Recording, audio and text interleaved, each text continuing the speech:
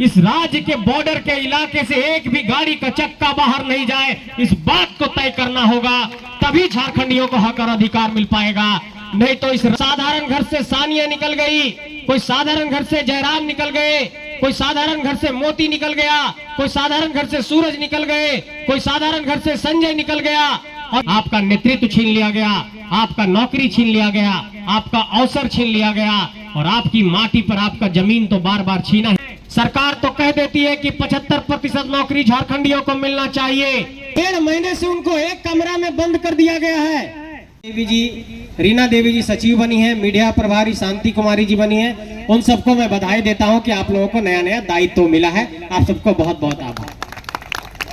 अब मैं अपनी बात की शुरुआत करता हूं और कल का एक छोटा सा जिक्र करना चाहता हूं कि देखिए झारखंडियों का दर्द क्या है और क्या यहाँ का सरकार, क्या यहाँ की राजनीतिक सत्ता, क्या मोदी की सरकार, क्या झारखंड की सरकार, क्या यहाँ के आईएएस, क्या यहाँ के डीसी, क्या यहाँ के आईपीएस झारखंड के मजदूरों के प्रति किस तरीके का सोच रखते हैं, इसको समझने की जरूरत है। कि हमारे सऊदी अरब के रियाद के शहर में गिरिडीह के, हजारीबाग के और बोकारो के मिलाकर के लगभग 50 मजदूर फंसे हुए हैं और 45 मजदूर एक जगह फंसे हुए हैं, 5 मजदूर एक जगह फंसे हुए हैं। पिछले 8 महीनों से उन लोगों को वहां पर वेतन नहीं दिया गया। पिछले 2 महीने से वो हम लोगों से ये संपर्क कर रहे थे कि हम लोग घर आना चाहते हैं।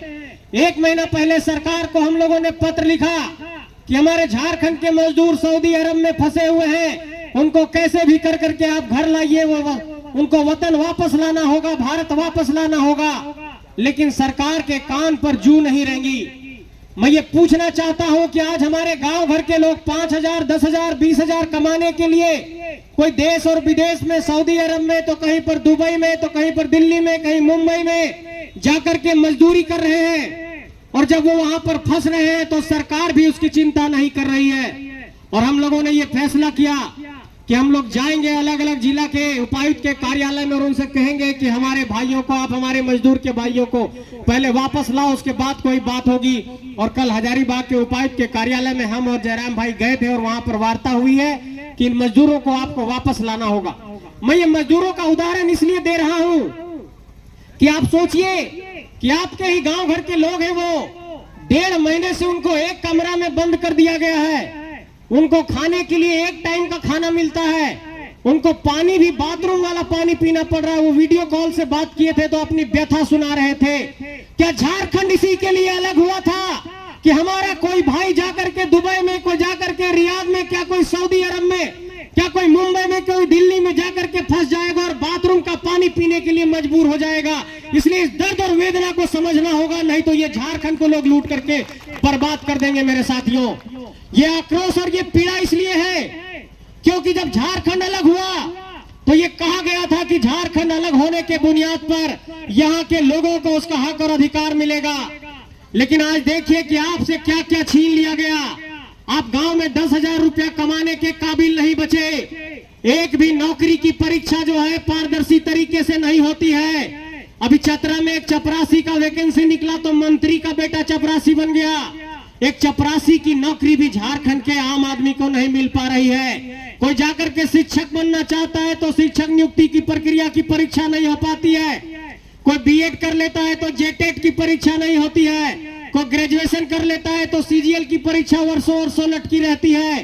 कोई जाकर के सोचता है कि जेपीएससी की परीक्षा लिखेंगे तो जेपीएससी की परीक्षा में सेटिंग गेटिंग हो जाती है। कोई सोचता है कि हम लोग भी जाकर के कहीं पर टेंडर लेंगे, कहीं पर जाकर के कोई कारोबार करेंगे, वो काम भी हम लोग नहीं कर पाते हैं। मतलब हम ये गिनाना चाहते हैं आपको कि आप मजदूर बनने के लायक भी अपने गांव घर में झारखंड के अंदर नहीं रहे। मजदूर हो, चाहे स्टील की कंपनी हो, चाहे अबरक की कंपनी हो, चाहे बिजली की कंपनी हो, चाहे आयरन ओर की कंपनी हो, चाहे माइनिंग की जितनी परियोजनाएं हैं, सरकार तो कह देती है कि 75% नौकरी झारखंडियों को मिलना चाहिए निजी क्षेत्र की कंपनियों में। लेकिन क्या 75% नौकरी झारखंड के मजदूरों को मिला है? ये बात मैं पूछना चाहता हूं। आपका भी जवाब होगा कि 75% नौकरी झारखंड के नौजवानों को नहीं मिल पाया है। इसका मतलब कि आपके मजदूर भी नहीं बन पा रहे हैं, नौकरी में आपके लोग जा नहीं पा रहे हैं, न्यायिक व्यवस्था में आपके लोग हैं नहीं। आपके लोग शिक्षक भी बनने के लिए मजबूर हैं, शिक्षक नहीं बन पा रहे हैं। आपके लोग अगर चाहते हैं कि किसी बड़ी परीक्षा में शामिल होंगे तो परीक्षा की पूरी प्रक्रिया पूरी नहीं हो पाती है।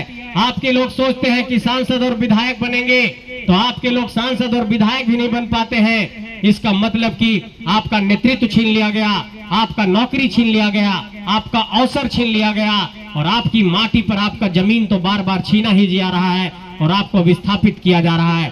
इसलिए हम ये कहना चाहते हैं कि जो बार बार ये कहा जा रहा है कि उठो नौजवानों, फिर से इनकलाब आया है, इन नौजवानों को उठना होगा और इस इनकलाब की आवाज को एक आग देना होगा, तभी झारखंड की धरती में परिवर्तन हो पाएगा। रामगढ़ की धरती से इस बात का ऐलान करना चाहता हूं कि इस पूरे झारखंड में, चाहे वो बिजली का उत्पादन हो, चाहे वो कोयले का उत्पादन हो, चाहे वहां पर अबरक का माइनिंग हो, चाहे पर आयरन ओर की माइनिंग हो, इस राज्य के बॉर्डर के इलाके से एक भी गाड़ी का चक्का बाहर नहीं जाए, इस बात को तय करना होगा, तभी झारखंडियों को हक और अधिकार मिल पाएगा। नहीं तो इस राज्य के भीतर जिस तरीके से यहाँ पर भ्रष्टाचार किया जा रहा है, जिस तरीके से नौकरियों को बेचा जा रहा है, जिस तरीके से आपके लोगों को केस और मुकदमे में फंसाया जा रहा है, ये एक बहुत बड़ी साजिश हो रही है कि अरे इन लोग अगर होशियार हो गया तो फिर झारखंडी लोग दूसरे लोगों का चलने नहीं देगा। और ये बताना चाहते हैं आप सबसे कि इन लोगों को बहुत अभी सुखबुगाहट से डर है कि ये जो नौजवान सुखबुगा रहे हैं 2 साल से, क्या करेंगे, ये जेबी केसेस वाले क्या करेंगे। इन लोगों को डर इस बात का है कि कोई साधारण घर से सानिया निकल गई, कोई साधारण घर से जयराम निकल गए, कोई साधारण घर से मोती निकल गया, कोई साधारण घर से सूरज निकल गए, कोई साधारण घर से संजय निकल गया। और इस तरीके से जब झारखंड के अलग अलग इलाकों में एक जागरूकता आ रही है तो लोगों को ये लग रहा है कि अरे ये क्या हुआ, हम लोग तो फॉर्च्यूनर चमका रहे थे, करोड़ों करोड़ बांट रहे थे, पैसा बांट रहे थे, तब काफिला चलता था। यहाँ पर तो काफिला जो है सिर्फ झारखंडियत के नाम पर, झारखंडी भावना के नाम पर चलने लगा है। ऐसा क्या जादू है इन लोगों में। उन लोगों को बहुत ही ऊंची आवाज में ये कहना चाहता हूँ कि झारखंड को बदलने के लिए जोश और जज्बे की जरूरत होती है, हौसले की जरूरत होती है। सीना पर गोली खाने वाला हौसला चाहिए और जेबी केसेस के हर नौजवान में हौसला है। इसलिए ये कारवां दिख रहा है और इसलिए ये कारवां झारखंड के भीतर 32,623 गांव में पहुंचा है। आज पलामू के लोग भी फोन करते हैं, चतरा के लोग फोन करते हैं और तमाम झारखंड के इलाकों